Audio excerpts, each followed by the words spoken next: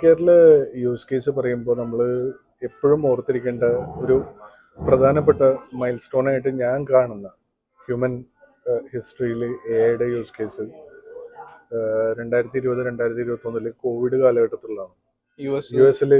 U എസില് ഇത് ഒരു ഭയങ്കര മഹാമാരിയായിട്ട് പടർന്നു പിടിച്ച് അവരുടെ ഹെൽത്ത് കെയർ സിസ്റ്റംസ് മുഴുവൻ കൊളാപ്സായി.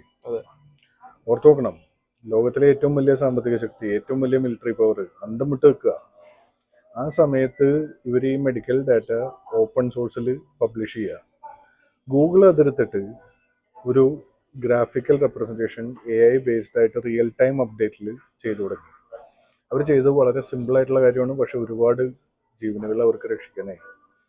അവർ ചെയ്തത് ഈ ഹോസ്പിറ്റൽസിലൊക്കെ എത്ര ബെഡ് ഉണ്ട്, എവിടെയൊക്കെയാണ് അവൈലബിലിറ്റി എന്നുള്ള ഡാറ്റ മാത്രം AI യൂസ് ചെയ്ത് റിഫൈൻ ചെയ്ത് ഗ്രാഫിക്കലി റെപ്രസെന്റ് ചെയ്ത് കൊടുത്തു.